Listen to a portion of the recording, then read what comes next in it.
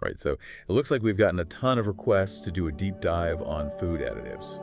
Yeah, it seems like a lot of you are really interested in finding out how these hidden ingredients in our food can actually impact our health. Yeah, exactly.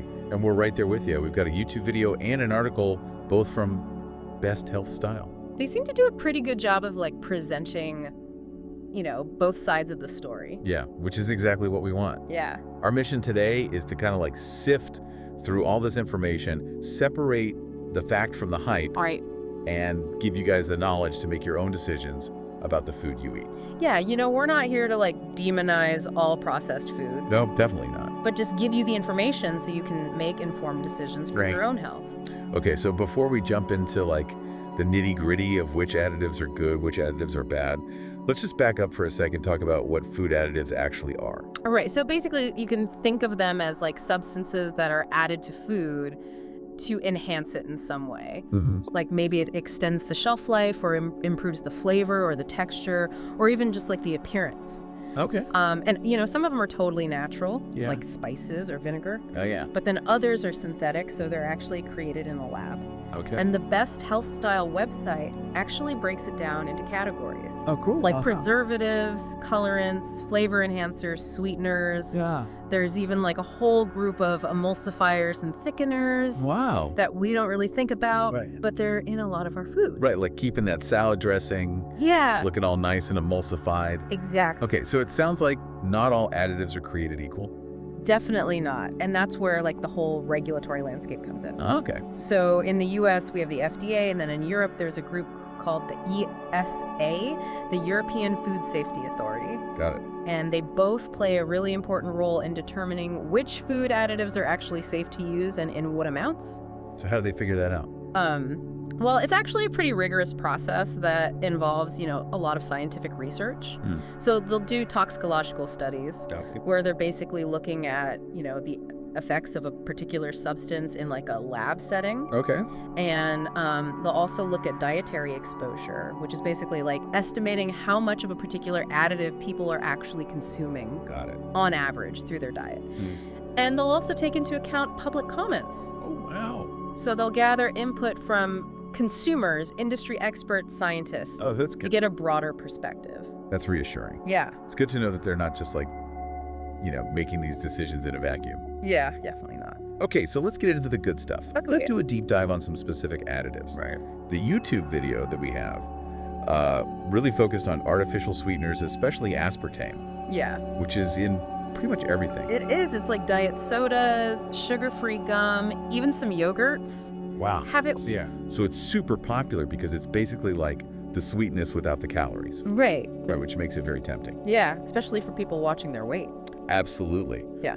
But both the YouTube video and the article both kind of highlighted potential downsides, especially with like long-term high-dose consumption. Right. Yeah, and the YouTube video specifically talked about headaches and dizziness Yeah. as potential side effects. And then the article added that aspartame might mess with your body's ability to regulate glucose, which seems kind of counterintuitive if you're trying to manage your weight or avoid issues like insulin resistance. Yeah, for sure. And that's kind of what's so interesting about aspartame is that it's like, Yeah. are we trading short-term gain for a long-term risk?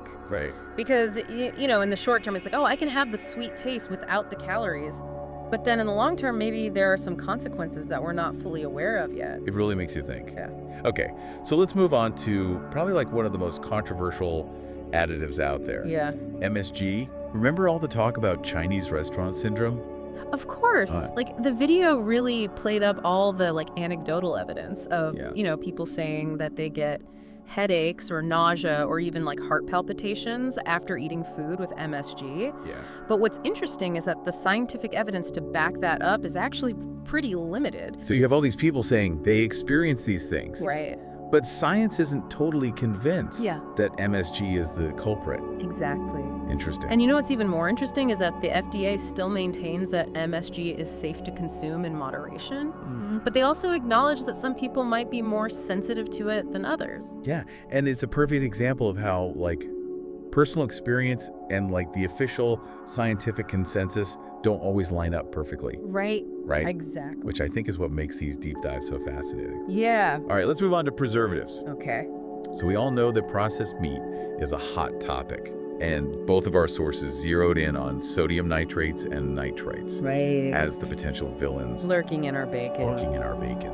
Exactly. Yeah, and the interesting thing is that both sources agree that these preservatives actually do serve an important purpose, Okay. which is preventing the growth of harmful bacteria, Okay. especially Clostridium botulinum, which can be deadly. Right. So on one hand, they're keeping us safe from food poisoning. Right. But on the other hand, Then there's that concern that they can convert into nitrosamines in the body, yeah. which unfortunately have been linked to an increased risk of cancer. So it's like we're safe from one threat, Right. but potentially increasing our risk for another. It's a tough balancing act, for sure. Definitely a tough equation to solve. Yeah. Okay, let's move on to something a little more vibrant. Okay. Food colorants. Yeah. I bet I know which one they focused on. Oh, absolutely. It's the infamous yellow no 5, or tartrazine, as it's also known. Which is in pretty much everything. Yeah, candies, sodas, baked goods. Anything that needs a little poppy yellow. Yeah, pretty much. Okay, so the upside is it makes food look more appealing, Right, especially to kids. especially to kids. Yeah, but I imagine there are downsides as well. Of course, and that's where, both sources linked tartrazine to hyperactivity in children Okay, and also potential allergic reactions. right. And, it's similar to MSG in that some individuals seem to be more sensitive to it than others. Interesting. Yeah. Okay, let's talk about a category of additives that I think a lot of people don't even realize are additives. Right. Emulsifiers and thickeners. Yeah. So the sources that we have use carrageen as an example, Right. which is a natural thickener. Yeah, it comes from seaweed. Oh, wow. It's in a lot of dairy and non-dairy alternatives. Okay. Helps to create a smooth texture and, prevent separation. Okay, but there's always a... There's always a but, and the but here is that the article brought up some animal studies that suggested that carrageenan might be linked to gastrointestinal inflammation. So my latte is secretly causing inflammation. Well, it's important to note that the human studies on carrageen are still inconclusive. Okay. So more research is definitely needed to determine whether these findings from animal studies actually translate to humans. Got it. So maybe hold off on ditching the latte just yet. Yeah, exactly. Okay, so speaking of things to keep an eye on, let's talk about something that's really generating a lot of buzz in the scientific community right now, which is the gut microbiome. Ah, yes. This is a very exciting area of research. Yeah. The idea that these trillions of bacteria that live in our gut actually play such a critical role in our overall health is just mind-blowing. Yeah. And what's even more fascinating is that, there's growing evidence that what we eat, including those hidden food additives, can actually directly impact this delicate ecosystem. Yeah, I've been hearing so much about gut health lately. Yeah, me too. It seems like it's connected to everything: immunity, mood, even how well we age. It really does. It really does. So how do food additives fit into this whole picture? Well, the article highlighted some studies that suggested that certain emulsifiers, like the carrageenan that we just talked about, might actually alter the balance of bacteria in the gut. And this disruption could then lead to inflammation and even metabolic issues. Wow, it's amazing how interconnected everything is. It really is. Okay, so before we get too overwhelmed, let's talk about something a little bit more actionable. Okay. Like, how can we navigate this food label minefield Yeah. and start making more informed choices? Right. What are the things that we should be looking for? Well, I would say the first line of defense is to just really read labels carefully. Okay. And I mean scrutinize that ingredient list. Because remember, ingredients are listed in descending order by weight. Okay. So the additives that you want to be most aware of are usually going to be towards the end of the list. So if it reads like a chemistry textbook, Yep. it's probably not a good sign. Probably a good sign to put it back on the shelf. What about E-numbers? Ah, yes, the E numbers. So these are codes that are used in Europe Okay. to identify specific additives. And familiarizing yourself with some of the common ones can be really helpful. Okay. For example, MSG is often listed as E621, and aspartame is E951. Oh, wow. It's like a secret code. It is kind of like a secret code. What about natural versus synthetic additives? Is that always clear on the label? Unfortunately not. While some labels will specify where an additive comes from, it's not always required. Got it. But when you do see that information, it can definitely be helpful in making a decision. Okay, so label reading is key. Yeah. Are there any specific products that we should be extra wary of? Well, the article highlighted a few categories that tend to be heavy on the additives. Okay. So soft drinks are a big one, but they're often loaded with high fructose corn syrup, artificial sweeteners, and, all those bright colors. Got it. And then there's processed meats, as we know, which rely on those controversial preservatives. Right. And then snack foods are another one notorious for MSG, artificial colors, and preservatives. Okay. And then even canned foods can be a bit tricky because they can be high in sodium and often use preservatives to extend the shelf life. So they're kind of lurking everywhere? Yeah, it seems that way. So what's the solution? The goal isn't to eliminate all processed food. Okay. It's just about making more informed choices. Right. And one of the most powerful things you can do is just cook more meals at home. Okay. Because that way you have complete control over the ingredients. Right. And you can avoid unnecessary additives. I love that idea. Yeah, Cooking can be so therapeutic. it really can be. But let's be realistic. Not all of us are going to cook every single meal at home. Right. What about when we are at the grocery store and we are faced with all these packaged foods? Yeah. Well, always prioritize those whole unprocessed foods. Right. Like fruits, vegetables, lean protein, whole grains. Right. Those are the real nutritional powerhouses. Exactly. What about organic options? That's a great question. Yeah. So organic regulations generally prohibit the use of synthetic additives. Okay. So choosing organic can be a helpful strategy. Got it. However, it's important to remember that not all additives are synthetic. Right. And even organic products can contain some. So organic is a good guideline, but always Always read the label. read the label. Okay, perfect. Knowledge is power.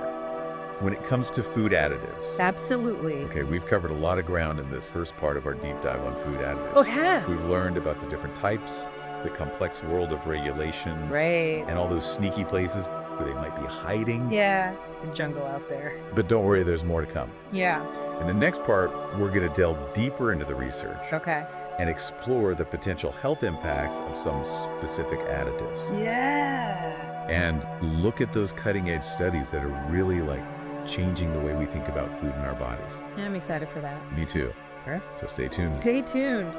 As we're kind of diving into all the, potential downsides of food additives, Yeah. it's important to remember that they do actually serve some important functions in our food system. Right. It's easy to get caught up in the negative, Yeah, but I'm always open to hearing both sides of the story. yeah, for sure. And, one of the primary benefits is that they extend the shelf life of food, Right? which is, really important for preventing spoilage Yeah. and reducing food waste. That's a great point, especially these days when our food is traveling, all over the world Right. to get to our plates. Exactly. And and let's not forget about just food safety in general. Yeah.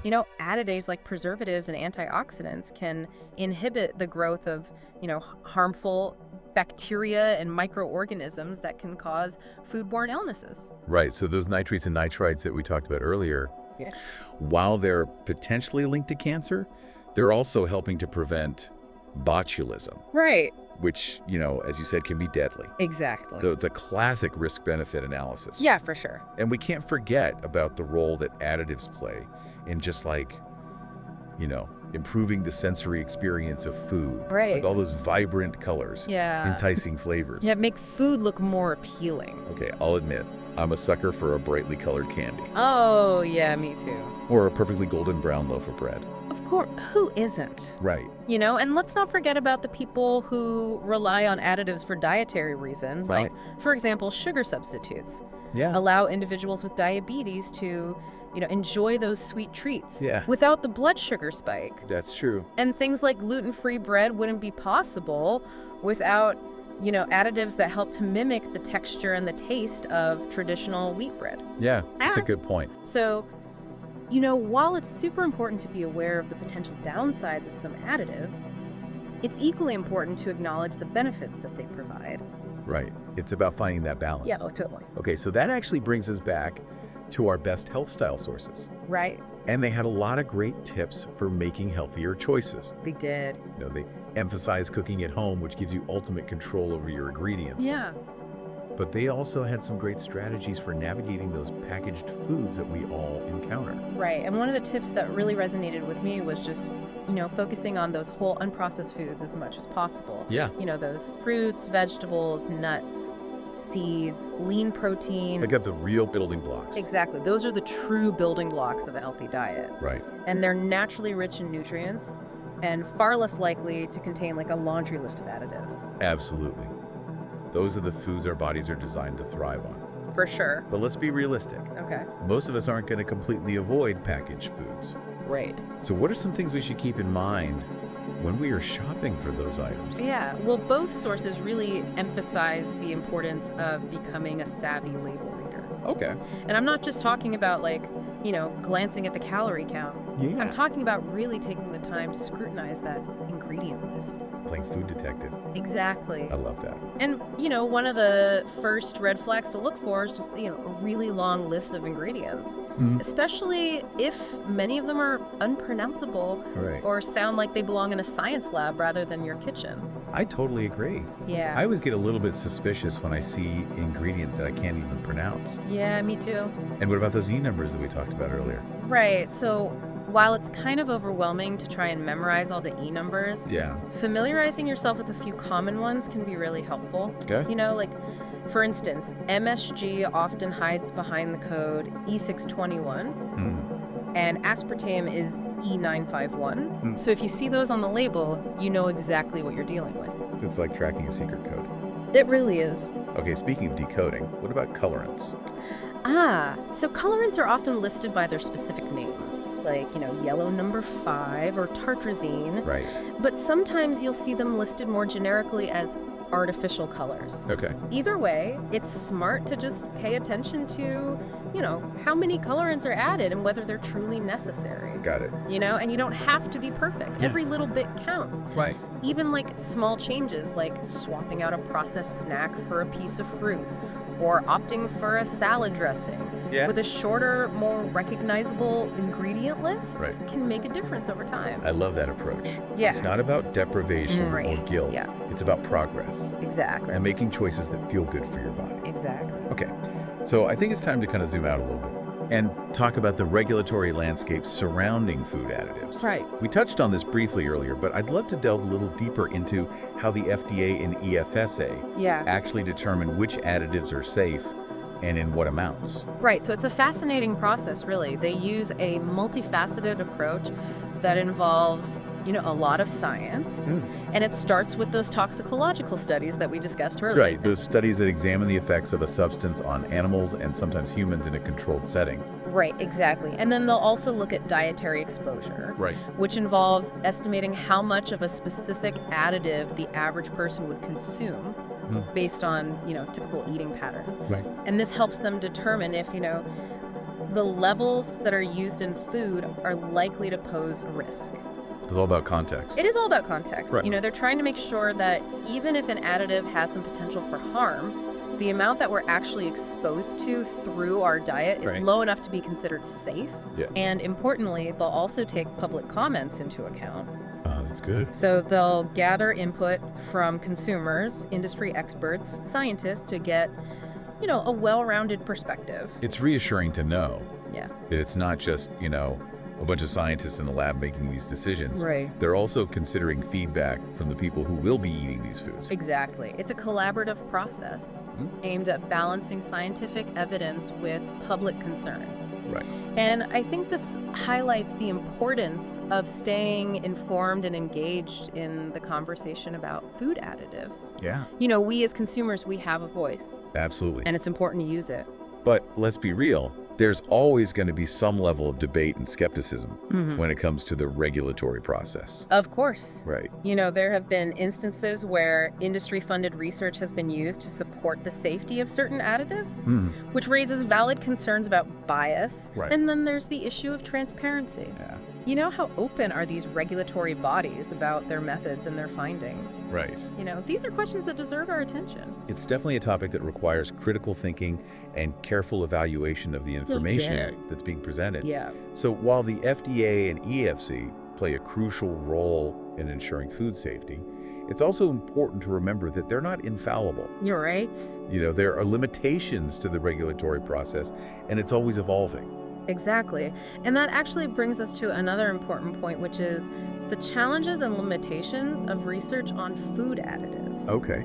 It's not always as straightforward as it might seem.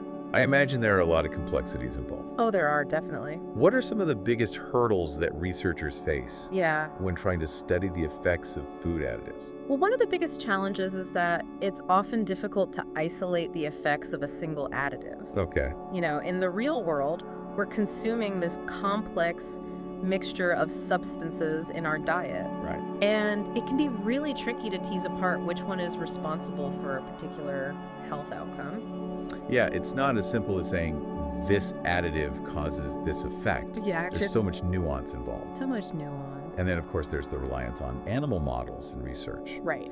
What might be harmful to a rat might not necessarily be harmful to a human, Right. and vice versa. Mhm. So we can't always assume that the findings from animal studies will perfectly translate to humans. Exactly. And then of course there's the issue of long-term effects. A lot of these additives haven't been around long enough for us to fully understand, Yeah. their impact over decades of consumption. We're basically conducting this giant experiment on ourselves, We are. and the long-term consequences are still unfolding. Yeah, it takes time for those patterns to emerge. And, it's important to acknowledge that we don't have all the answers yet. Yeah, it's a little bit humbling, isn't it? It is. We like to think we have it all figured out. But when it comes to food and our health, there's still so much we're learning. Absolutely. And that's why it's so important to approach this topic with a healthy dose of skepticism Yeah. and critical thinking. We need to evaluate the evidence, consider different perspectives, Right. and be open to new information as it emerges. I love that mindset. Yeah, Stay curious, stay informed, and don't be afraid to ask questions. for sure.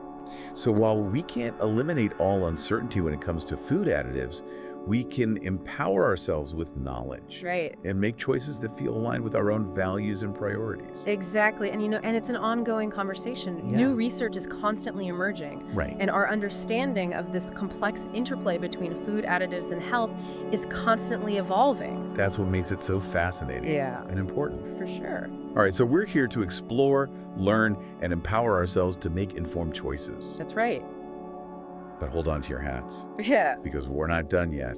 In the next part of our deep dive, we're going to get even more specific. We're going to look at some case studies Awesome. of controversial additives, and we're going to dive into the latest research Okay. on their potential health impacts. I'm excited. Me too. Get ready for some eye-opening information. All right, let's do it. Welcome back to our deep dive on food additives. It's the final part. It is the final part, The grand finale. the grand finale. I'm ready. Me too. Yeah. So we've laid the groundwork, we've explored what additives are, how they're regulated, Right. some of the potential risks and benefits that they bring to the table. We've covered a lot. We have. But now it's time To get- to get down to the nitty-gritty. Yeah. We're going to explore some case studies of these controversial additives that are, making headlines and sparking a lot of debate in the health and wellness world. These are the ones that everybody's talking about. Exactly. And again, our mission is not to scare you off all processed food. No. It's about empowering you with knowledge Right. so you can make those informed choices that align with your own values and priorities. Right. Because everybody's got different priorities. Exactly. Yeah. So let's start with an additive that's been getting a lot of attention lately, titanium dioxide. Ooh, titanium dioxide. This is a good one. It is a good one. Yeah. It's kind of a chameleon. It is. It really is. It's in everything from paint and The one- sunscreen to Yeah. food. To food. Wait, paint and food. I know it sounds crazy, right? It does sound kind of crazy. But in food, it's mainly used to enhance whiteness and brightness. Okay. So you'll find it in candies, chewing gum, frosting, Oh, wow. even some dairy products. So it's all about aesthetics. It is. Making that food look Yeah, extra appealing. exactly. What's the concern with using it in our food, though? So for a long time, titanium dioxide was considered safe Okay. because it was thought to be inert. So basically that it wouldn't be absorbed by the body. Got it. However, some newer research has challenged that assumption. Oh, that doesn't sound good. Yeah, and studies are now showing that nanoparticles of titanium dioxide, which are incredibly tiny particles, can actually cross the intestinal barrier and accumulate in various organs, Okay. including the liver, the spleen, and even the brain. Nanoparticles. The Nanoparticles. brain.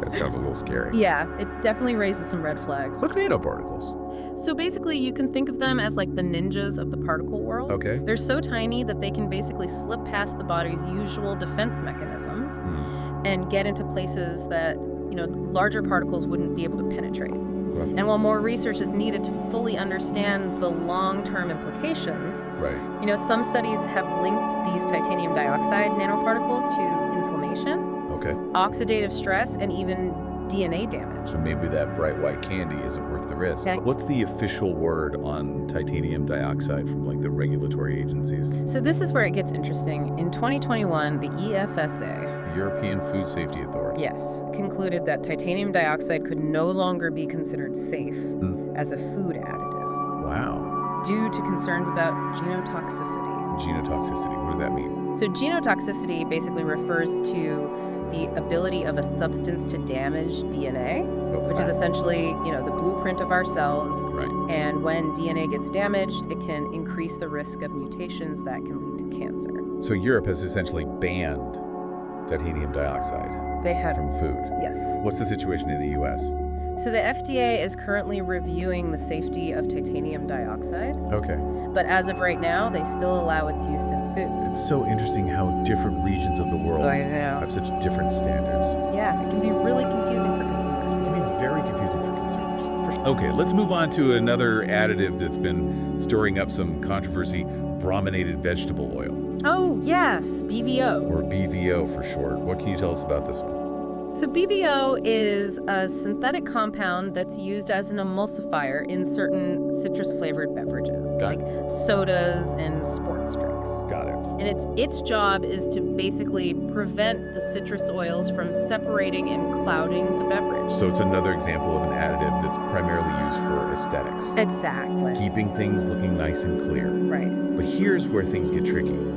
BVO contains bromine, Yes. which is a chemical element. That's also found in flame retardants. Flame retardant's in my soda. I know, it's a little unsettling, isn't it? It is a little unsettling. Yeah, so bromine can accumulate in the body, Okay. and it's been linked to, a whole host of health problems. Such as, Thyroid dysfunction, neurological issues, and even skin lesions. wow, that's quite a list It is. of potential side effects. Yeah. What's the official stance on BVO? Well, the use of BVO in food is actually banned in Europe and Japan, but in the US it's still allowed. Although the FDA has placed limitations on how much can be used. So again, we see this disconnect Right. between different regions of the world. It makes you wonder, what factors influence those decisions. It really does. Yeah. Okay, are you ready for one more case study? I am. Bring it on. This was a bit of a mouthful, potassium bromate. Potassium bromate, everyone's favorite. So what is it? So potassium bromate is a chemical compound that's used as a flour improver in bread making. Okay. So it basically helps to strengthen the dough and give the bread a more uniform texture. So again, it's about improving the quality and the appearance It's all about aesthetics. of the bread. Yes. So what's the concern with potassium bromate? So the main issue is that studies have shown that potassium bromate is a potential carcinogen. Okay. And in fact, it's been classified as possibly carcinogenic to humans by the IRC. The International Agency for Research on Cancer, Yes. a carcinogen in my bread. Yeah, it's not something you want to be putting into your body. Definitely not. And IRC was a pretty reputable organization. They are. So their classification definitely carries weight. Oh yeah, for sure. So the concern is that even these like small amounts of potassium bromate Right. that remain in the bread after baking can still pose a risk Right. over long-term exposure. Exactly. What's the regulatory situation with potassium bromate? So, similar to BVO, potassium bromate is actually banned in a lot of countries, including Canada, the UK, and most of Europe. But in the US, it's still permitted, although some states have implemented their own restrictions. So again, it's this patchwork of regulations, It is. which just reinforces the importance of being a vigilant label reader. Yeah. But even with careful label scrutiny, Right. it still feels like we're playing a game of hide and seek with these additives. And it's really overwhelming to try and keep up with all the latest research and the regulatory changes. It can be a lot, for sure. So let's shift gears and talk about some practical strategies Okay. for minimizing our exposure Right. to potentially harmful additives. Let's do it. One of the most effective strategies, I think we've said this a few times, We have. is to just cook more meals at home. Yes. Using fresh, whole ingredients. It really is the best way to control. Yeah, it gives you that complete control Right, over what goes into your food and allows you to avoid all those unnecessary additives. And it's just more fun. Yeah, and it can be so much fun. Yeah. It's a great way to just like reconnect with your food. Yeah, and nourish your body Nourish your body. with wholesome, flavorful meals. But let's be realistic. Not all of us are going to cook every single meal from scratch. Of course not. So when we are relying on packaged foods, what should we look for? Well, remember those label reading skills that we've been talking about? Label reading 101. Prioritize those products with shorter ingredient lists. Right. Ingredients that you recognize and can pronounce. If it sounds like it belongs in a chemistry lab, it's probably a good idea to just put it back on the shelf. It's amazing how much information is just right there on those labels. I know, it's all right there in plain sight. It is. Another strategy is to consider choosing organic options whenever possible. Right. Organic regulations generally prohibit the use of synthetic additives. Okay. So it can be a helpful way to kind of narrow down your choices. Right. Organic is a good guideline, but again, it's not a foolproof guarantee. Exactly. Always check that label. Always check the label. Even on organic products. Yes, even on organic products. And be wary of those highly processed foods, especially the ones that are like really marketed as convenient or time-saving. Right, because those tend to have just a ton of additives. To enhance that flavor and texture and the shelf life. Exactly. What about beverages? Ooh, beverages. So when it comes to beverages, water is always the best choice. It's naturally hydrating and it doesn't have any additives. Right, but if you're craving something with a little more flavor, Yeah. opt for unsweetened tea, Right. coffee, Sparkling water. sparkling water with a squeeze of lemon or That's refreshing. lime. Yep. And just be mindful of those citrus-flavored beverages that we talked about earlier because they often contain BVO. Right, those seemingly innocent sports drinks and sodas. They can be hiding some sneaky additives. They can be. Okay, so any final words of wisdom Ooh! for our listeners as we wrap up this deep dive? Remember, it's all about progress, not perfection. I love that. Don't get overwhelmed by the sheer number of additives out there. Right. Or feel like you have to make, drastic changes overnight. Yeah. Focus on making small, sustainable changes to your diet. Yeah. Over time, every little bit counts. Every little bit counts. Exactly. It's a journey, It is a journey, not a destination. not a destination. Well, folks, we've reached the end We have. of our deep dive on food additives. Sad to see it go. I know, me too. We've covered a lot of ground. A lot of ground. From the basics to some pretty complex and at times unsettling information. It can be a little overwhelming, It can be. but knowledge is power. Knowledge is power. So I hope you found this informative and empowering. Me too. And remember, this is just the beginning. Yes. There's always more to learn, Absolutely. more to explore And more to discover about this amazing world of food. and how it interacts with our bodies. Yes. So stay curious, stay informed, and most importantly, Stay hungry for knowledge. well said. And on that note, we'll sign off for today. Until next time. Happy eating, everyone. Happy eating, everyone.